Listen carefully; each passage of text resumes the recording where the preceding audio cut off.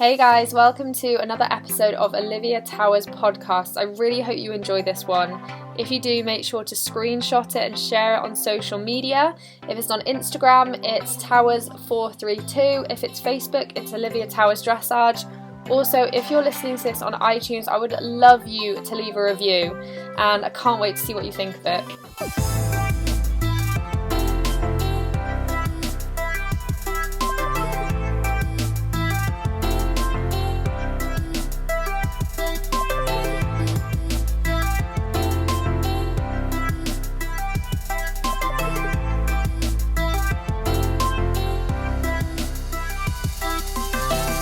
Welcome to episode 6 of Tackroom Tales with Towers. This one is with the fabulous Abi Lyle, who is a born and bred Irish bombshell. She's absolutely hilarious. She's quite well known now for her Instagram stories and how funny they are.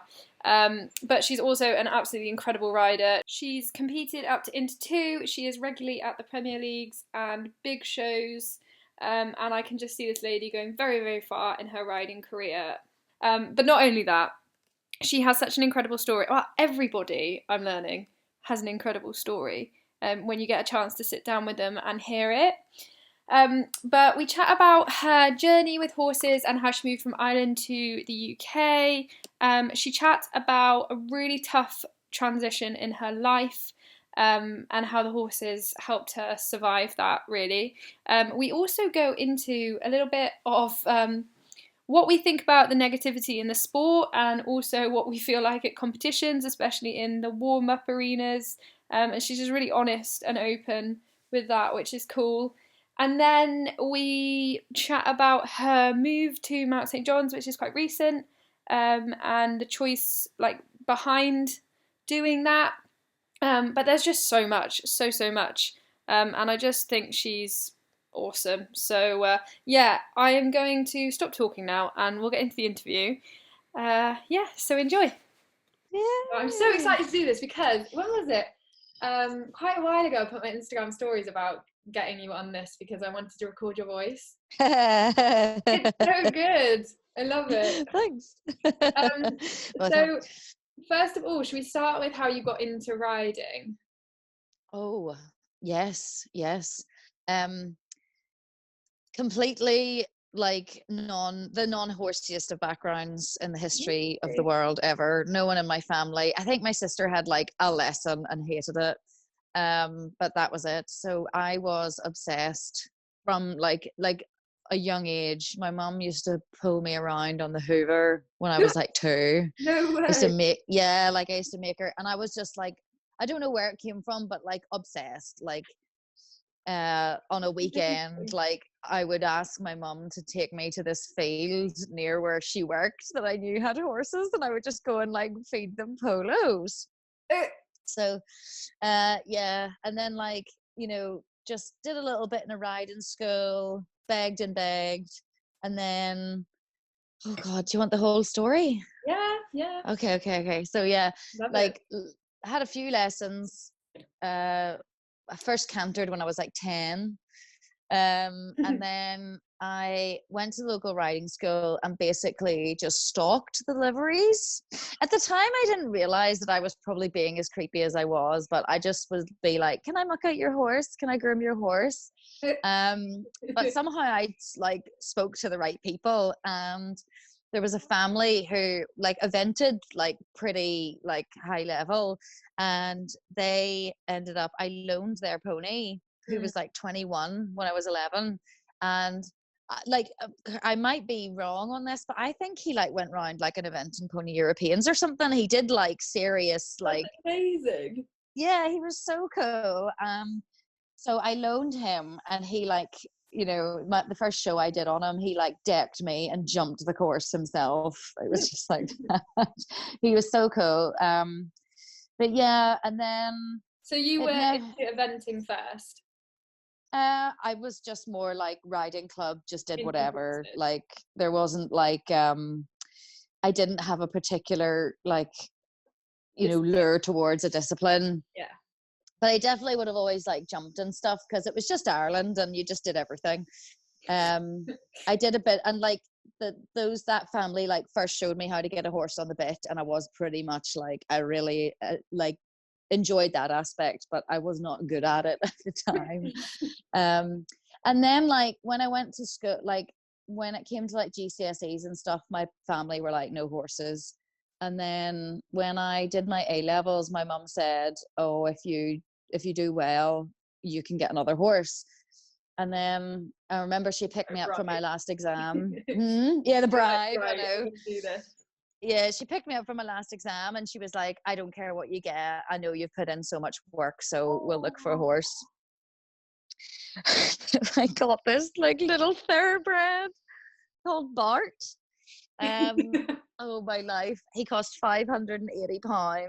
And he was just like, he was so funny, but he was just a nightmare. And like I would do like clear round jumping, and people would be like, because he just like, I had no control. He had a dirty stop.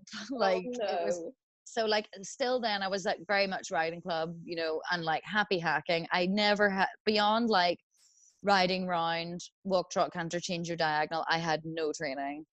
And then I kind of dabbled with uni and stuff, and it didn't take. And then I like I worked in retail.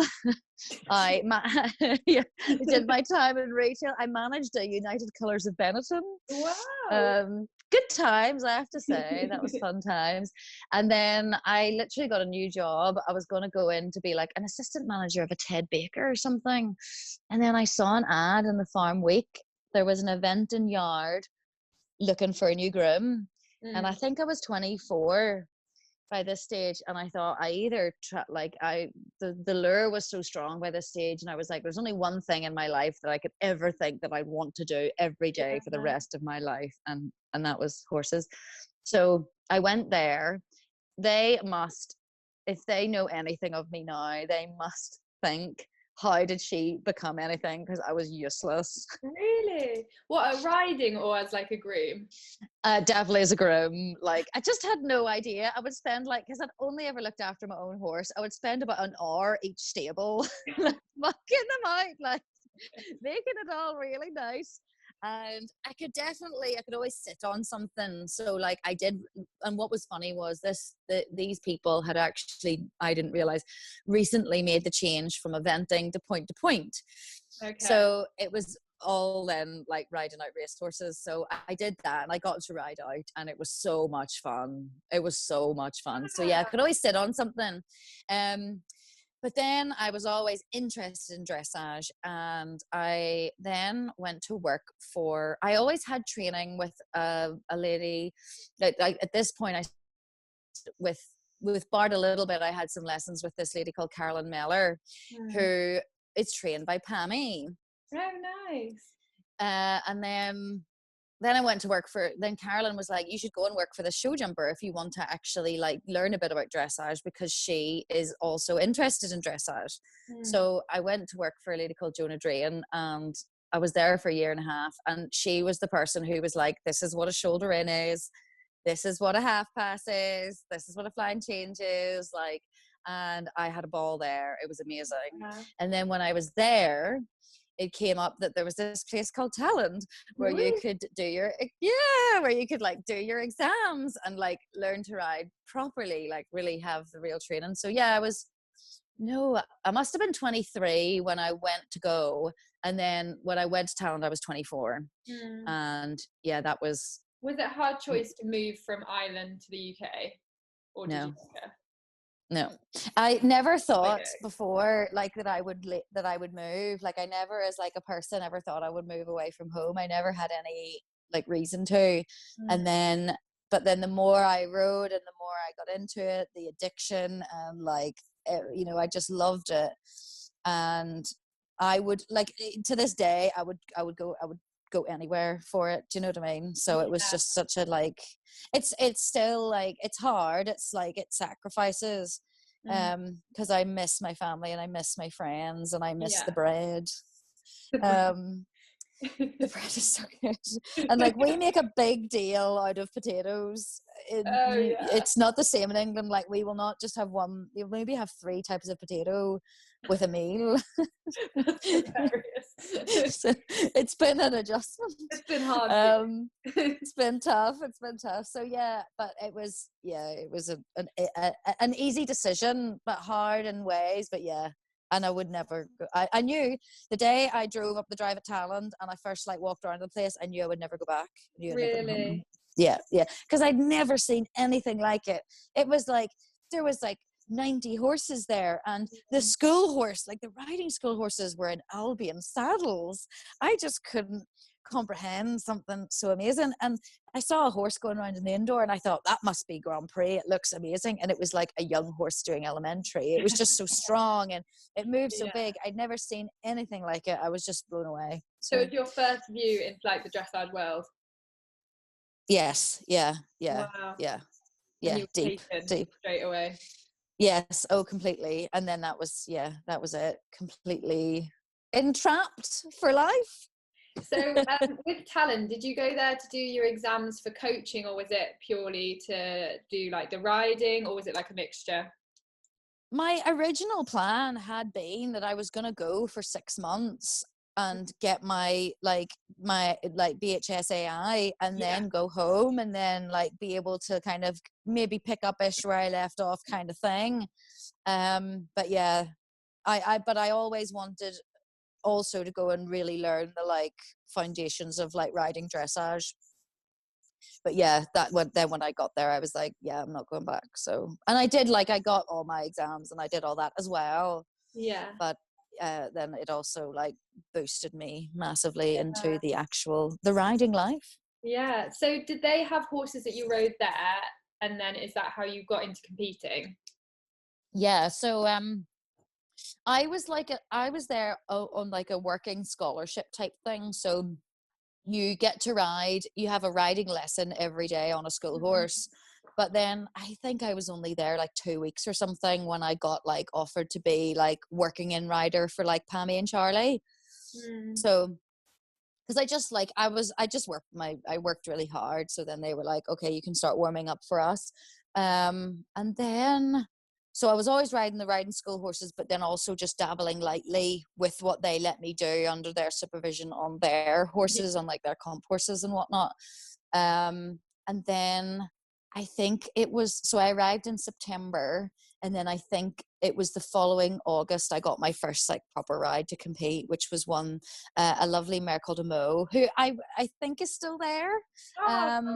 Yeah, and Charlie had competed her, and she was like doing the odd lesson for like a really advanced person, and then I got to like have her as like my own horse, and I rode her right up to Inter 2. It was amazing. I did I'd literally done novice in Ireland, and I got to ride her all the way up to Inter 2, which was amazing. So cool. I think what I was talking to Mum about it earlier, we were saying how quickly you shot from being at novice to like you just went through the ranks really quickly, or like the levels really quickly. Did that happen quite naturally? To be honest, when I look back, I had always set myself like once I got settled at Talland, I thought, right, my only goal is that I want to do a Prix St. George. And then you get a little bit closer to it, and like I just can't help but want the next thing and the next thing and the next thing. So I think, to be honest, if I was doing it all again, I might not have gone as quick, because I rode myself out of the restricted section, like the silver and all that kind of stuff.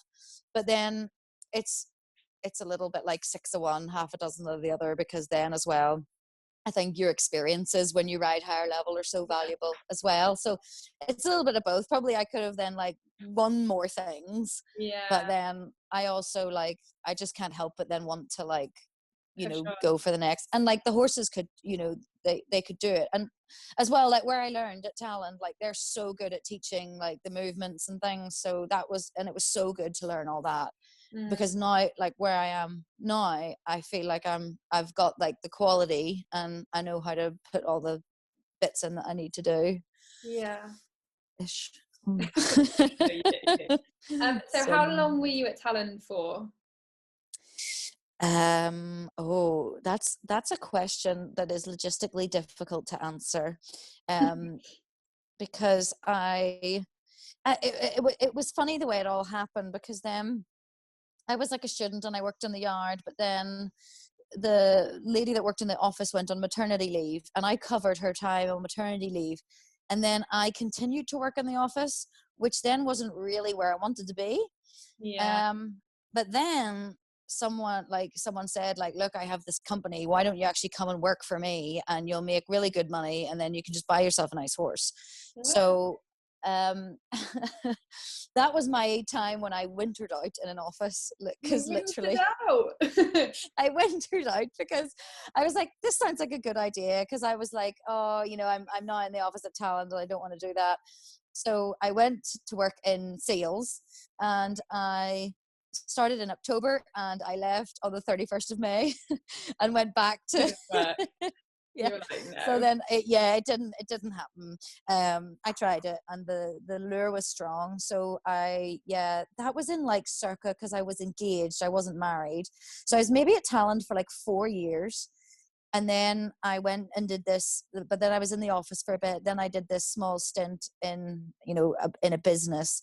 And then when I did return to Talent, then I returned as a rider and an instructor, which was then because then when I was in that office, I still carried on riding there. And by this stage, I actually then had a couple of my own rides. And so I carried on with them, and I also got the rest of my exams and stuff. So yeah, I then returned there, and then Charlie and I, maybe about a year on, then we set up on a private yard. So maybe 5 years. You said that you got rides. How it's probably different with each one, but how did that come about? Was it different for each horse, or was it from it was all, so the first number that I got was all through Talent. But this is what I think is so important for people to know, because I think a lot of people feel like they should be seen out on the circuit doing well to get rides, which in my case was not how it happened. Really? My first the mare Mo I took, that just kind of evolved gradually, because I rode her a bit, and then I rode her a bit, and then I rode her a bit. And then another one was something that Pammy had in for training, and she was like, why don't you ride that for a bit? That was how that happened. And then Artie, my Artie, he came to me as a ride initially, because Pammy had a young horse that I was riding that was really bad. And he was really naughty, and he used to rear and take you to the side of the arena and squash you up against the wall. I can't even tell you.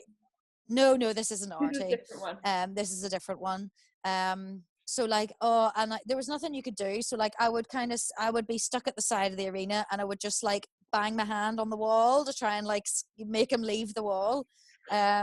Because I don't believe in hounding them when they're that. I don't anything. Anyway, this lady called Lottie saw, she was riding at Talent, and she was like, oh, I keep seeing you on this horse, and you do such a good job. You're so sympathetic with him when he's really naughty. I bought this horse at an auction. Do you want to see a video of it? Watched a video, and I went, oh my life. And she was like, would you like to ride him? And I said yes. And that's my Artie. Really? So yeah. Did you get the ride because he was naughty?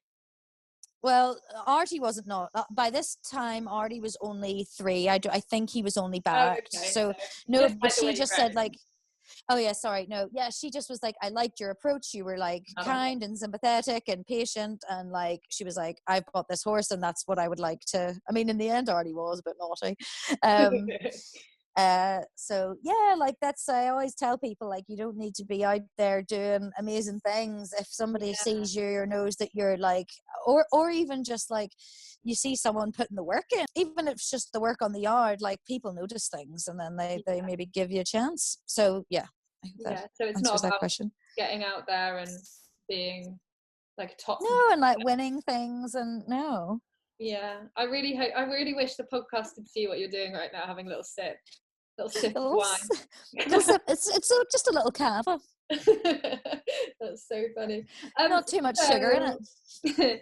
So you left Talland, you were there for 5 years, and then you set up a yard with Charlie. Yes. And how long were you on that one for? So I'm just trying to gauge time wise. I think then maybe we were there because some of it overlapped. There was like some points where we had some horses at this other yard and some still at Talland. So to be honest, really, I was involved with Talland all the way up until late 2018. So there was always, and I maybe had 1 or 2 horses there. Then we went to the other yard near Lambourne, and we were maybe there 2 or 3 years. Yeah, and was it hard setting up a yard? From like moving from Talland, which was such a like Talland's been going for a while, hasn't it? And it's already established, to then you guys setting up your own place. Was it difficult? No, the hardest bit was when I was eventually on my own. Okay. Because when we made the transition from Talland to this other yard, it was through an owner, and like, to be honest, she looked after us so well, we didn't know we were born.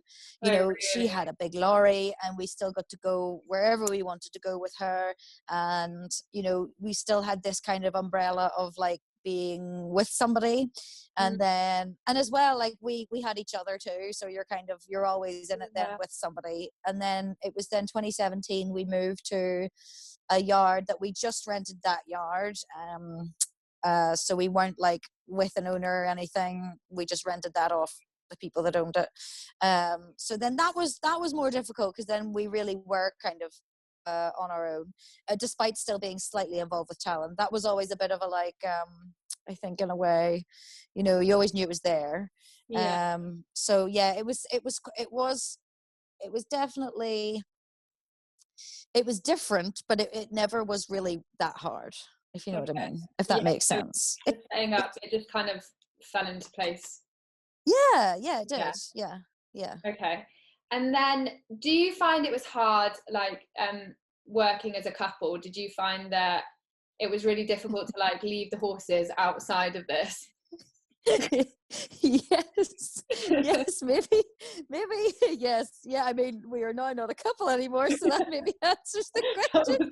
Yes, yeah, really hard. Yeah, like, and it's not even that, like, this lifestyle is so demanding, and I think when you're both in it, if he wasn't away, I was away, and like we were at a point where we would be like, oh, like, I've just passed Reading services, let's try and wave at each other on the N4. Really? Yeah, like it really was like that literally happened. So it was just, and like I remember sending him a Snapchat because I was flying out of Heathrow, and I was parked near him in the car park where his car was already there. So it's just like, and I know a lot of people, like, that's maybe not that abnormal, but I just, it was really hard. And then really hard. It's the hours, and it's a very like what's the word, like the lifestyle really engulfs your mind, and it's hard to get out of that mindset of like, oh, you just think about horses. So, and as your current partner, is he anything to do with horses? No, nothing at all. It's great, and it's refreshing. Yeah, oh, it's so refreshing, and he reminds me what it's like to have a normal life. Yes, because he said this on the last podcast. Sorry? Olivia said this on the last podcast. She was like, it's actually really good not having a horsey boyfriend. I would never, sorry to all the horsey men out there, but I would never go back to a horsey man again. Because he has weekends off, and it's just a reminder of what it's like to have a job that's just a job. And then, not that, I mean, he's very good at his job, and he, like, we'll talk about it, but he's not like, he works, and when he's finished work, he's finished work. But he's very good. Like, he's interested, though. It's actually the perfect mix. Like, he's put a bridle on, and he's picked out hooves, and so and like, he wants to come and watch, and it's great because every time he watches me compete, he thinks it's amazing. Yeah. You're like, it's so funny. And he's like, well done, darling. Yes, he's like, oh my God, that was amazing. So it's nice to always come out of the arena to a wee happy face. So yeah, it's very refreshing. I'm very fond of it. That's so nice. So let's talk about when you started doing it by yourself.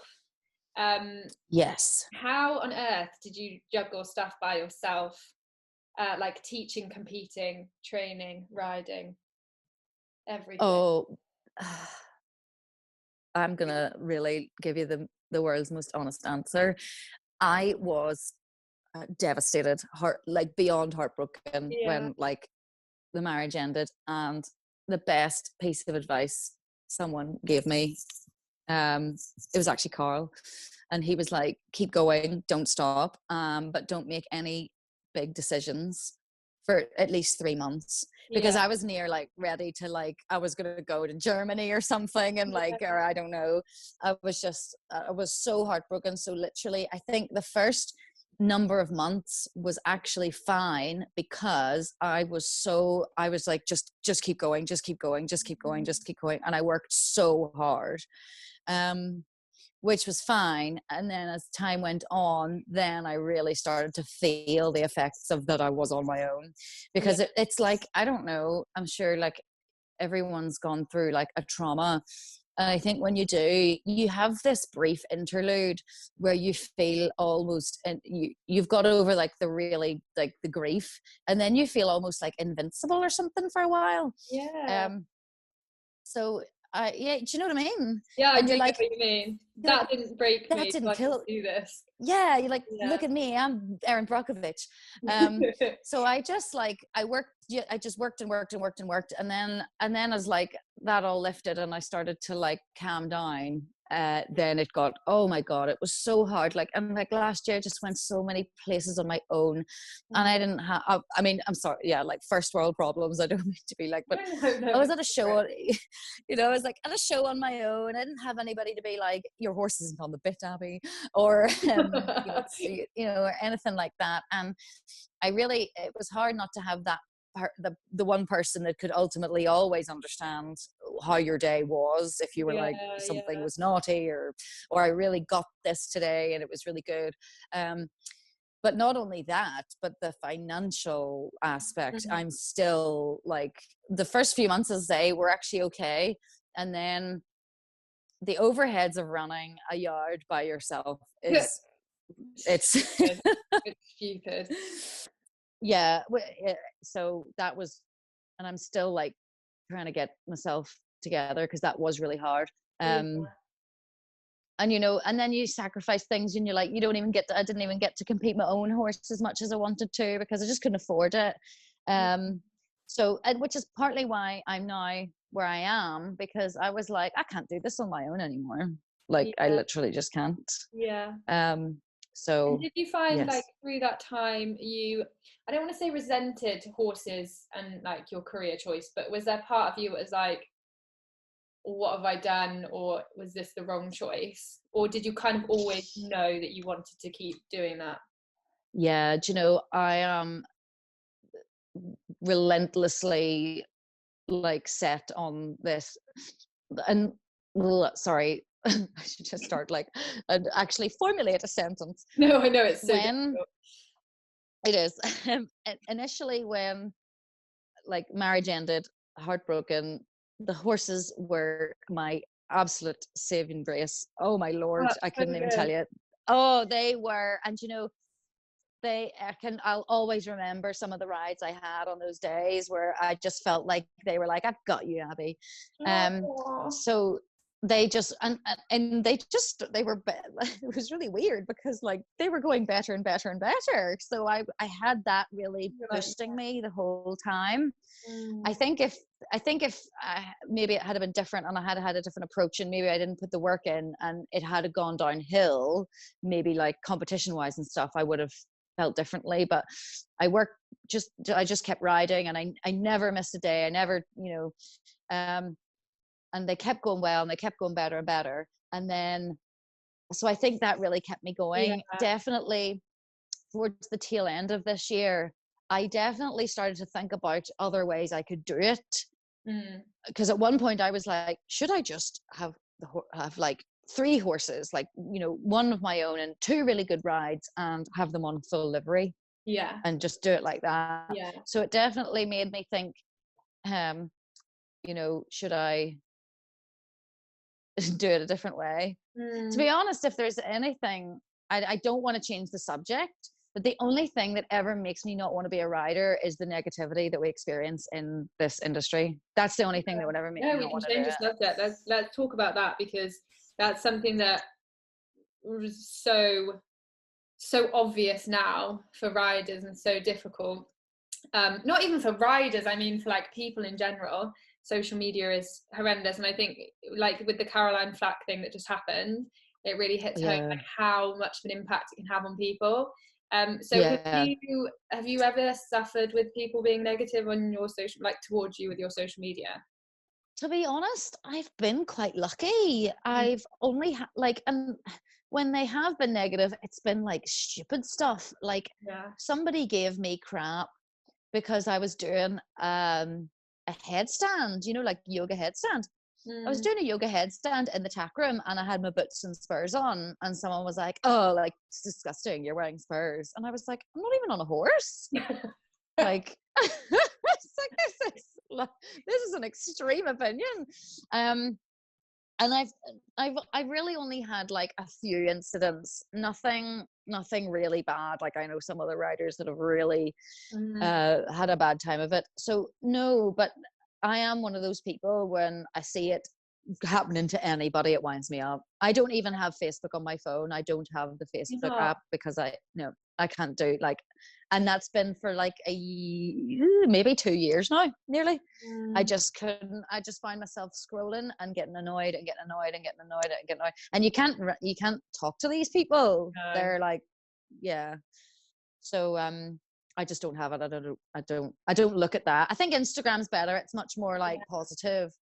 So I haven't experienced myself, but it definitely, it really, like, I will have a sleepless night if I see anything at all. Like, yeah. Don't go onto my YouTube channel and look then, because you'll be like, oh no, oh my God, I would die. And like, yeah, and I must say, actually, on YouTube videos as well, sometimes you're watching something, like I like to watch just a video of nice riders. I'm quite a visual person, so if I like watch a rider that I think is really good, it'll kind of get me a wee bit in the zone.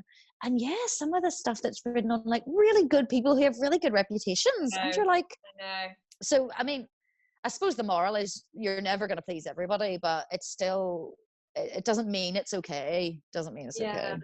And you're like, especially with your Instagram, you're really good, I think, at showing the honest side of things, and like showing when it doesn't quite go as well, and being being real. Was that something you did like intentionally, like start social media up for that, or did it just kind of happen? I think to an extent it kind of happened, and then people seemed to respond well to it, because I would get a message from somebody saying like, "Oh, I'm so like relieved you said that," or blah blah blah. But I think as well, I've always been a bit surprised at how a lot of people in this industry conduct themselves. Like, if I see something nice, I'll be like, "That looks good, like your horse looks better." Yeah. But people don't do that. It's weird. Yeah, why do you think that is? I think because, I was thinking about this earlier, I don't know whether it's because I think mentally it is one of the toughest sports, because the variables are so many by the time you've got an unpredictable animal that can injure itself, or you can injure yourself, and you're not in a good headspace, and then maybe you're in a good headspace but the horse isn't. I think 99% of riders are very insecure. And not only that, but it is difficult to juggle. It's an expensive sport to do. Basically we're all insecure, broke, tired, cold, hungry. So I can only think that is why. So I think more people are happy to just like retract into their own world, and then try to see, oh well, that doesn't look good, that makes me feel better. I think that's how they. Yeah. What do you think? Do you think it's the same? Well, I think why people don't put the reality out on social media, was that what we were talking about? Oh, then I did definitely. Sorry, I detracted from your question. I went I can't on a remember what tangent. it said now. I was saying that I couldn't understand why people were never positive to each other. So then, oh right, yeah, and yeah. especially when I moved to, yeah. I think with the people not being positive towards each other, I think like you said, a lot of the time it makes people feel better when they see someone else having a bit of a tricky time, and maybe they don't want to pick them up. I think some people also think if others are doing well, it means they're not doing well. I think dressage riders are very competitive. The equestrian is extremely competitive. I think athletes in general are competitive. So if that person's won, that means I haven't won. And I don't know if that's where we get that mindset from a little bit. Like, if you're doing well, that makes me feel bad about myself. Yeah. Which is so kind of sad. Like, yeah, it really is sad as well, especially with horses, because it's like, I always try to tell myself, like, my goal is not necessarily like mark specific. It's that I want to achieve a supple this in the shoulder in, or blah blah blah. I want to make this better, I want to make that better, and hopefully it'll all come together. But you asked me, sorry, originally why I was like, was I intentionally trying to be a bit more like open and honest on my Instagram? And it was only more that I wanted to kind of try and, you know, as well, like, to be quite honest, if I'm getting really deep into it, my job is like dancing, making horses dance. So you're kind of like, oh, what good am I doing in the world? And I like to think when I teach people, you can definitely like make someone's day better. So then I was like, well, maybe also this is another way if I can just like make people feel a bit more positive, not only towards another rider, but towards like their attitude towards horses or their horse themselves. So yeah, maybe not only a selfish reason that I'm like, I want to feel like I'm doing something with my life. But yeah, I just think you can only drive out darkness with light. Yeah, so true. Try to. And I was just thinking, you know, like what we were talking about with people picking each other up. Do you ever feel at a show, say like at a Premier League or a big show? I'll say how I feel about this, I'm happy to say. But do you ever feel it's quite like the warm-ups are quite scary in the fact of like how people are towards each other? Oh yes, hugely. I'm so glad someone else has said it, because I get really insecure in the warm-ups because of, you know, when you see these like people that like are beating you, or like I always call them like the professional riders, even though I'm technically meant to be one. I'm like, oh my gosh, like, do they hate me? Why are they so angry? Why are they so I always get very insecure about that. Yes, I feel like as well, like, you could walk into the warm-up and cut the tension with a knife. It's like a very heated atmosphere. Yeah. And surely it should kind of be the opposite. But yes, completely. And I actually noticed that that amazing Nicola Naylor, the blind rider, I think she wrote an article. I need to read it, but she wrote something on Eurodressage, and it was like, a warm-up is the blind rider's nightmare. And my first thought was, it's a lot of our like sighted people's nightmares too. Yeah. Because it is. And there's always that moment where you're, and I can't not, I mean, as well, you know, I'm technically up there myself, you know, we're out there, we're doing things. I'll always still be intimidated by, you know, prominent riders. And then I'm riding along and I'm on the left rein and I'm like, but should I move? Because it's, you know, because it's Gareth. Should I get out of his way? I remember once I was on the left rein at Hickstead, and this was the first time I ever warmed up in the same arena as Carl. And I was coming down the long side on the left, and he came around the short side on the right. And I was like, well, it's my right away. Oh, my life. And he was on the track. And I was like, oh my lordy, I'm gonna have to move for him. And I was like, no, hold your nerve, Abby, hold your ground, hold your ground. So, oh my God, it was like playing chicken. And I'm so glad I did, because the thing is he doesn't need a lot of notice to just sail into a right half pass and get out of your way. So yeah, so like, had I moved, we would have crashed. Like, what do you think we could do differently in the sport to make it a nicer, you know, if we could all sit down and have a chat? Do you think there's something we could do, or do you think it just comes with the territory? I think we need to make it better, and I think it could be made better. I think, like, even the things like, I always try to say, when you're going in and someone else is coming out of the actual test, I always try to say, like, well done, or good luck to the next person and stuff like that. I just think little things like that. And I like in Northern Ireland we would say passing yourself to someone. Do you know what that? It just means like saying like hi. I think just people passing themselves at a show, just being like, hi, all right, how are you? And like I have no shame, so I just do that all the time anyway. And, so I'm just like, hello. And I must say, then people do like they get, like warm up, and they'll like chat and they'll say hello. And I think that helps. And I think if anyone's at a show and they feel intimidated, just like smile at somebody and say hello, or say like, oh, I really like your boots, or your horse looks good. I just think like the more you can just be like, I think a lot of the time, like girls in a night, think that you can talk to each other. They're like, oh, they don't like me, I'm not going to talk to them. And then that other person is like, oh, I don't think they like me, I'm not going to talk to them.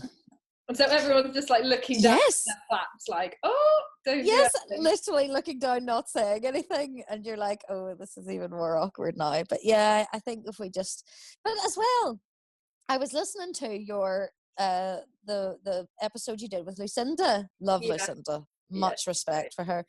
And you guys were talking about the lack of social life in dressage, and like we don't really do enough. I don't think like we do enough like balls and things. I think if there was more like, and if the shows made more of a thing of like, like the party at the nationals and stuff, I think if that was more like, everybody did more stuff like that, I think that would be good. Nothing breaks down barriers like when you've got a drink and you're having a dance. True. So that would move. I think. Bust a move. I think it would bond the community. We should do this. We should try and set up like a festival. Oh my God.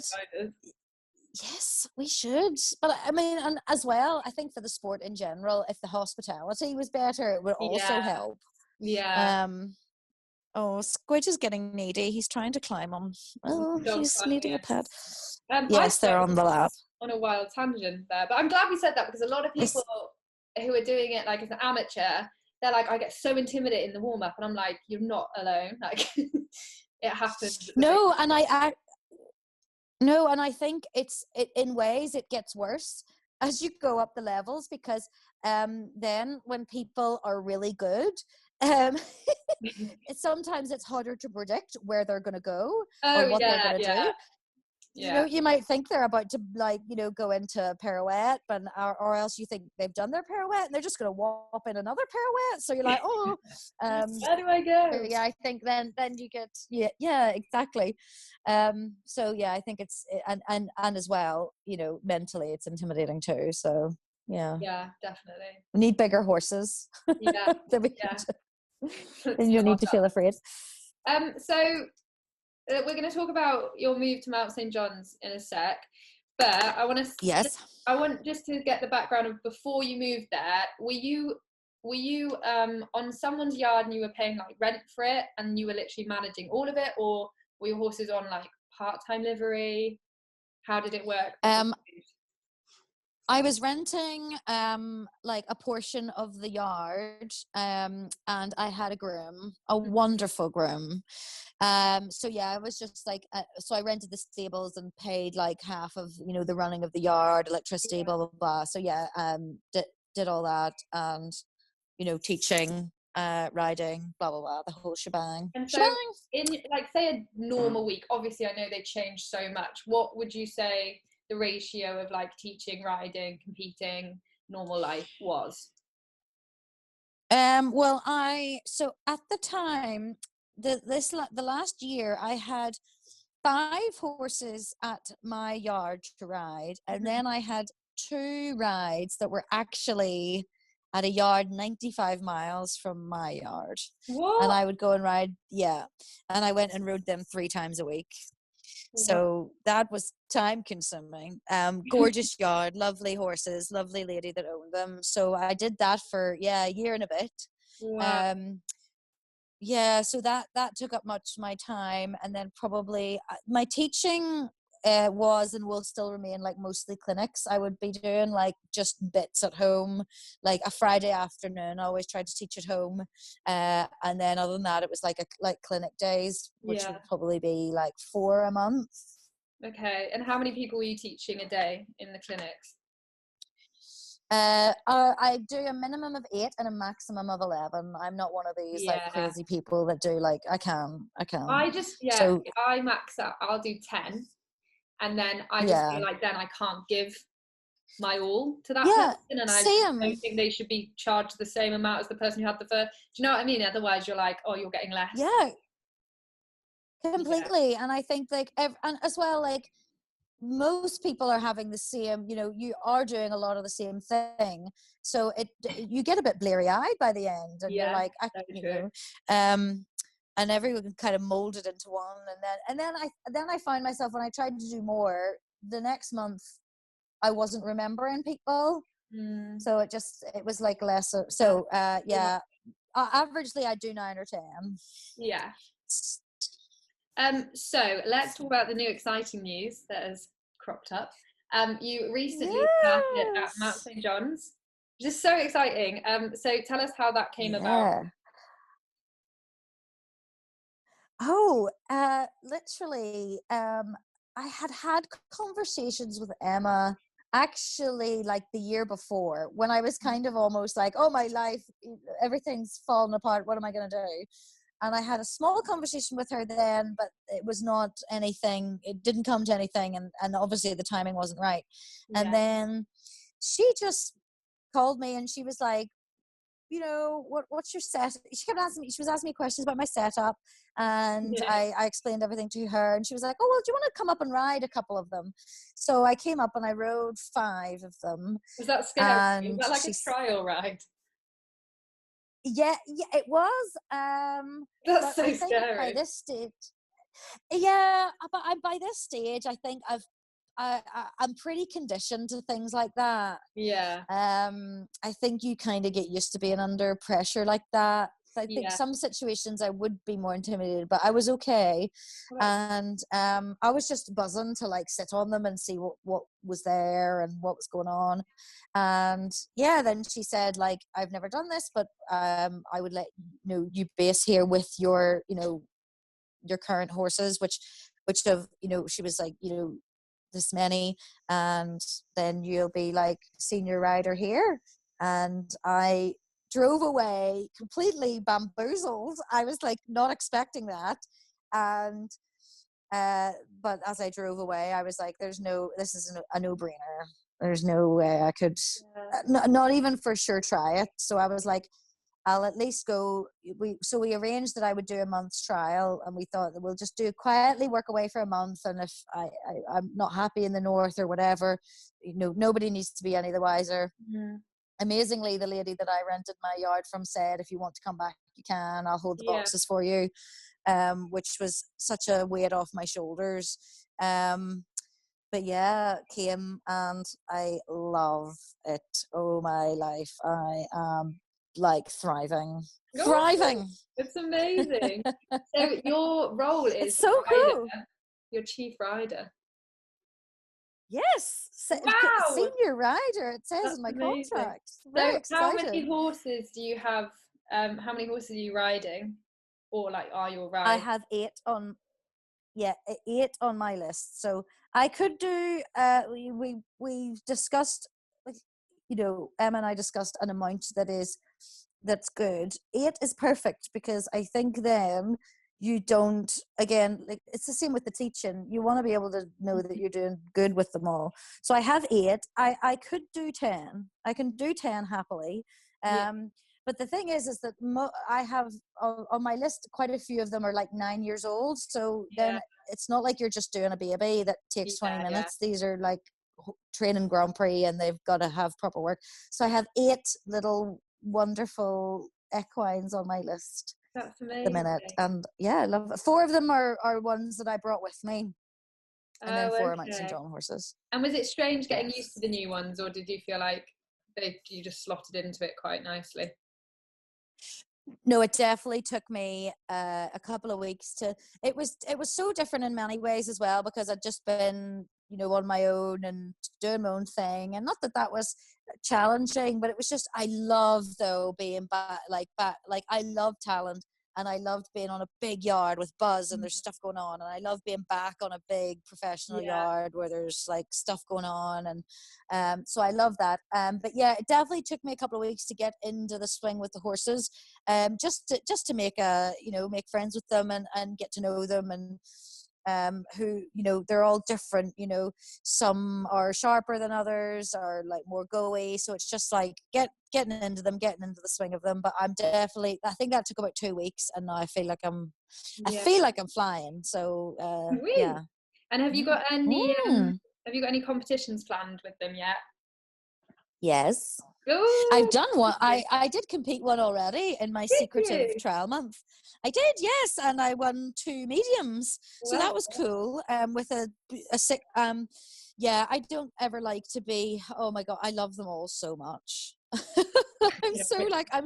one? I'm so rare. All of them, but oh no, but I two of the mares that I ride. One is 4 and one is 6, and I'm so in love with them. But I said to Emma, because all mine are geldings, the ones that I've been riding like for the last while. Only had one mare to ride last year, so I've like brought my 4 boys with me. And when I was riding round on April one day, so that's MSJ Aurora. She's a 6-year-old Ampere mare. I must tell you something else about her that's really nice.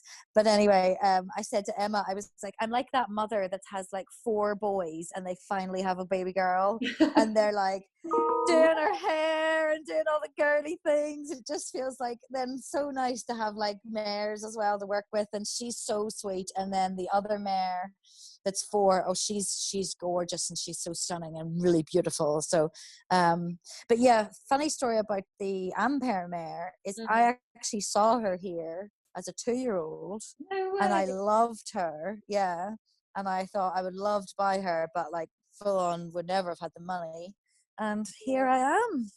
That's so incredible. Sometimes things that are meant for you will find their way to you. I suppose. Up now. Oh God, yeah. I never like to like jinx myself. I'm like, oh God, yes. But it's lovely. So yeah, it's good. So let's talk a little bit about your mindset, because I don't know, I don't think I know much about that side of things. Maybe I just haven't seen it on social media, or maybe you haven't like shared as much about that. But is there anything that you've struggled with your mindset? It doesn't have to be with riding. I mean, just generally, that you've had to like overcome. Oh. A lot. Yeah, I know. I'm one for deep questions. Yeah. Do you mean, so like if I was talking purely from a mindset point of view, not like life experiences? Yeah. From a mindset point of view, terrible nerves, awful competition nerves. Yeah, I could open my wardrobe and see my white breeches and feel sick. No, I might not even have yeah. And to this, like, I'll always look at the schedule and get butterflies when I look at the schedule. I'm so much better now, but I was bad. Why you were like that? I have always been like, try too hard, and put way too much pressure on myself. And I think it's hand in hand with ambition, because I've always been very ambitious. Yeah. But then I let my ambition run away with me, and then I put too much expectation on myself and too much pressure on myself, and then end up very disappointed, and I would just get myself like worked up. And yeah, always been, and I was never really like nervous safety wise, because I know that's also a problem, because like it's a word, but yeah, massively like performance related anxiety. So how did you overcome that? How did you like get that better? I have worked with a sports psychologist called Camilla Henderson. Oh, cool. Since 2012. Yeah, 2012 we started. And I wouldn't even say like the last session I had with her was last year. I know I don't have a lot, but yeah, I worked with her, and I just think as well, the more I did, and the more you realize that the day I remember the worst Premier League ride I ever had, and I got like 53% in the Prix St George, and I didn't die. We've all done it. Like, yeah, like it was awful. It was like the worst experience, but I didn't die.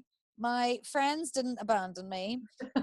You know, I didn't lose my family. I didn't lose my job. Like, you know, you're kind of like, oh, right, I didn't write a good dressage test. I'm fine. Yeah. Like, so I think coupled with that, and then the more I worked with Camilla, the more I worked out what I needed to do to make myself feel better in these situations, because there's no one rule for everybody.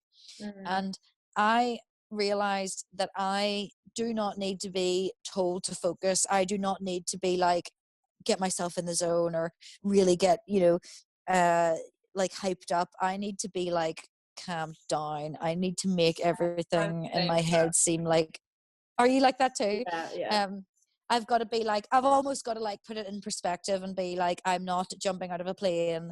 I just like trying to bring everything like down a level. It's the same when I work out. If I don't listen to like, when I run, I listen to like chill music. I don't listen to like anything like pumped.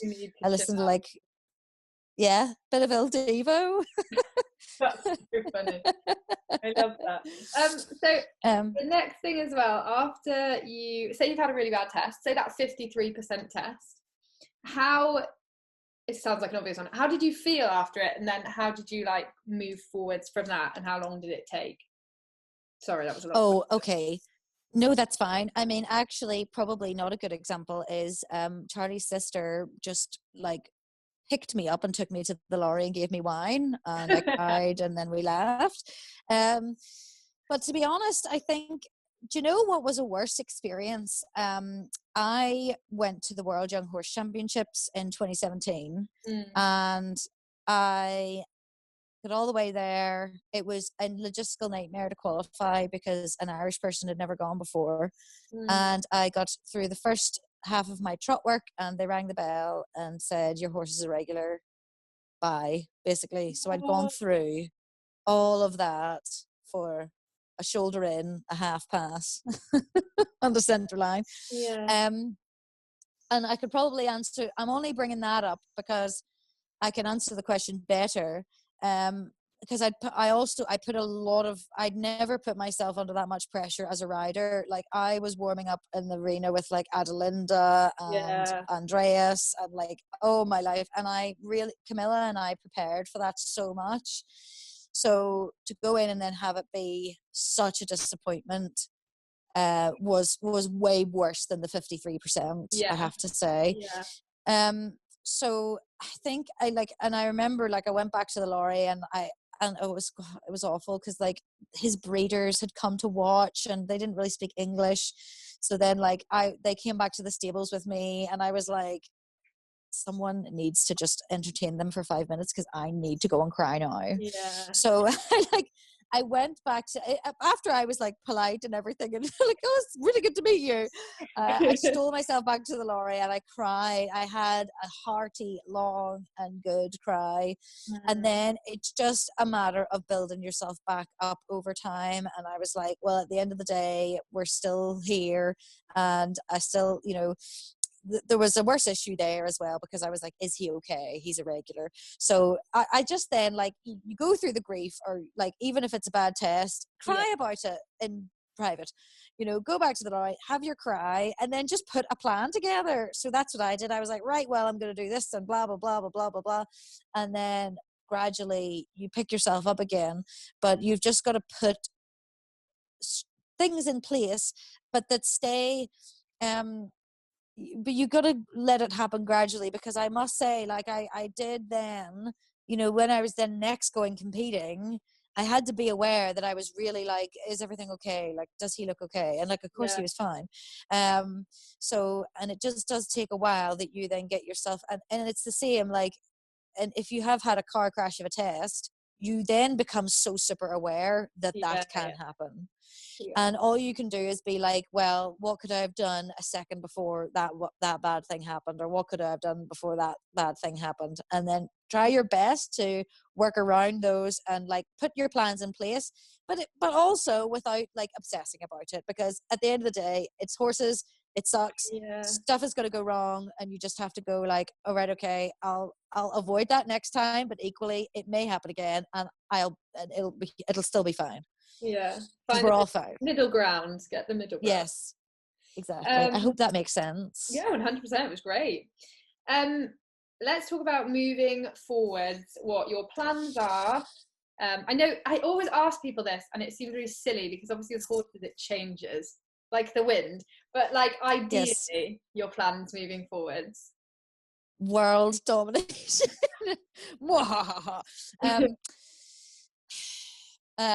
Grand Prix, ride to Grand Prix. I mean, I've done Grand Prix before, but train to Grand Prix. But then I've got to say, like, I have taken reflection lately, and I did mention this, I think, the other day in my Instagram. I think it's hard sometimes because it's a sport, but at the end of the day, it's still like a passion. Yeah. It's a sport and a passion that revolves around love for an animal. Yeah. And I would rather never, like, okay, yeah, I want to ride it in Olympics, fine, that's 100%. Not even, yeah, I want to ride in Olympics, or I want to be on a team. I want to ride to that level, but if I only ever just trained horses in a nice way where we all had a good time, and I know some days will be hard and we'll all sweat, but if it's a positive experience, 5 days out of 6, then that's what I want. Yeah. I know that's the realistic thing. It can't always be, because you could be having a really nice ride and then like a flipping storm nearly blows off half the indoor school, as literally someone told me nearly happened to them the other day. Yeah. So, things happen, and I think you've got to accept that. But I just want to do it in a nice way. And if I can reach a high level of competition when I'm there, happy days. If not, no. But for this year, I have got some nice young horses. I have one really nice young horse that I will not compete this year because he is not ready. Yeah. But he will go next year. And then Farrell will continue. I'm going to do a little bit of small tour, and then hopefully some Inter 2s, maybe Grand Prix by the end of the year. It's got to get a few more ones. They come and go, those ones. Oh, they're a nightmare. They literally. And then one day you're like, they're here. They're here. Woo! I was like I was having lessons with Paul the other day, and I was like, I did 10 the other day, and he's like, okay, come on. And I'm like, oh, today I have 3. Every time I went to Carl's, this happened to me. I was like, I've got them. Yes. He was like, show me then. And I was like, shit. Like, no, yes. Now I can't get them. Yes, I think Carl must imagine I am just like talking crap, because I'll always be like, I did this, I did that, and he's like, show me, and then it never happens. I know, it's the process. Until he intervenes and sprinkles magic dust on me, and then it all happens. So just compete a few abroad ones maybe, and get the children out and educate them and do some good shows with them. I'm also like, I'm loving life here because it's like a team environment. We're doing our personal training together. I saw that. It was so good. Oh, it's so cool. I love it. And we'll go together, and I'm really enjoying that, because it just makes it feel like a whole, like you're really doing it. Do you know what I mean? Like, so I really want to keep going with that, and just get them out as much as possible. But I just love riding horses. Your face, and it was so cute. Is there anything else, before I ask you the last question, that you want to talk about, discuss, or any topic that you think? Because it's hard trying to smush someone's life into a podcast. That's one area I miss. Yeah.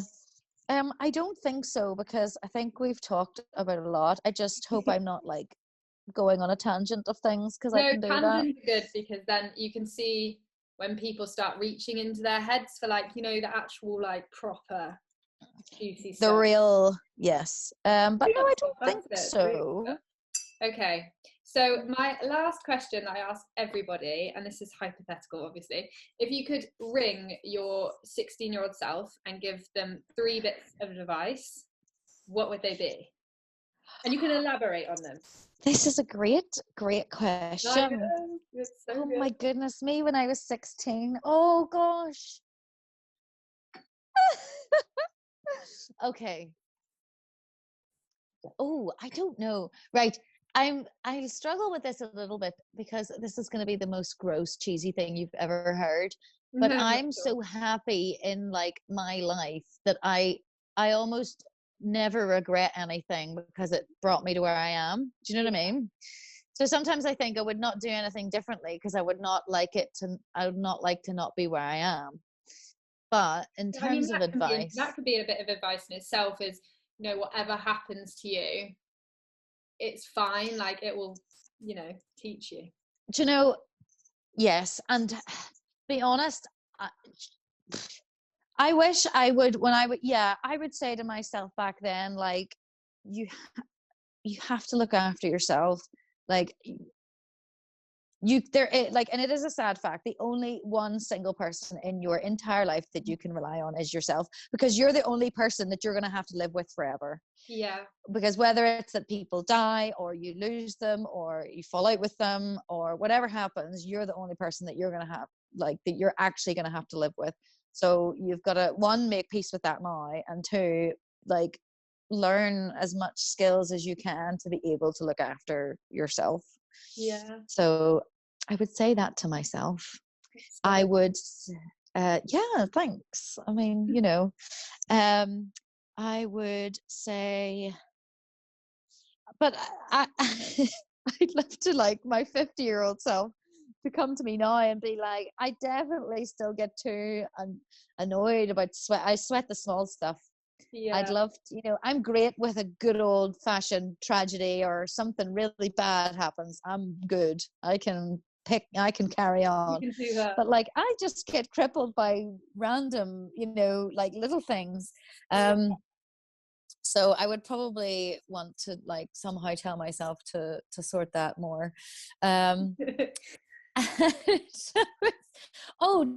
would definitely be like, stay away from boys. No, not stay away from boys, but I would be like, oh, I would love to have learned much younger, because I was like 24 until I really could identify a baddie. I'd like to have learned earlier that no, you don't go with the bad boys, because they're not, that never ends well. And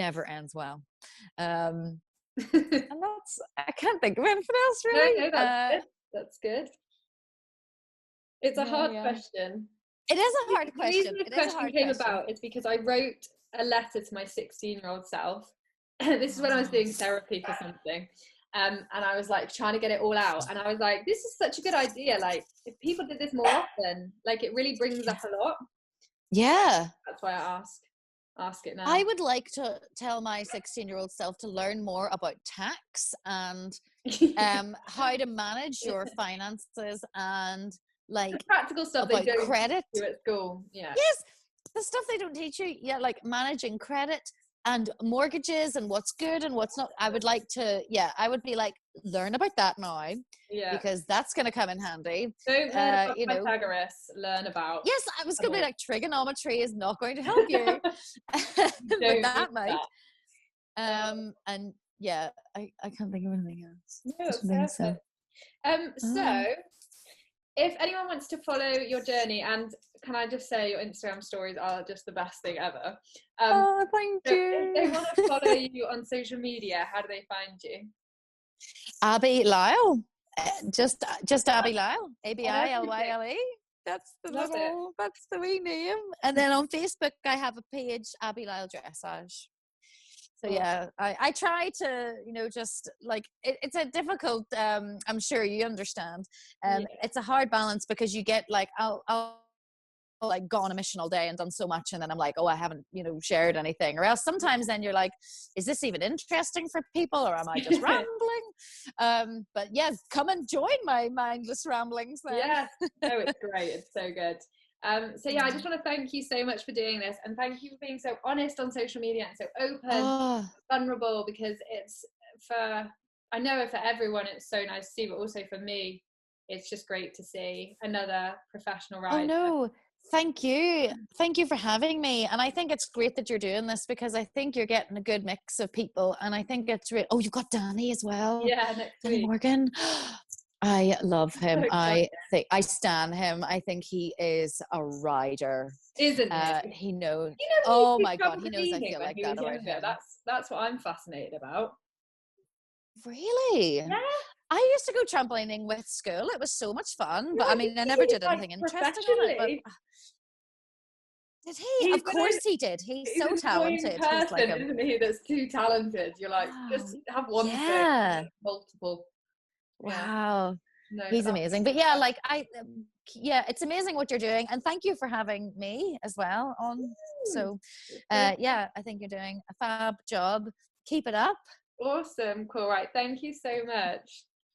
So there you have it, guys. That is the end of the interview with Abi Lyle. She is absolutely hilarious and so lovely, and just, yeah, it was just so nice to chat to her.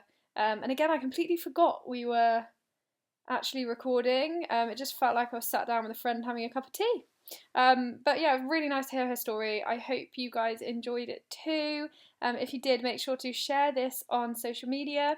Easiest way is to share it on Instagram stories. Tag both of us in it. Let us know what you thought. If you want to private message us, I'm sure Abby wouldn't mind, and I definitely wouldn't mind. But that is it, guys. So I'm going to love you and leave you. I will bring another podcast to you very soon. And yeah, hope you enjoyed it.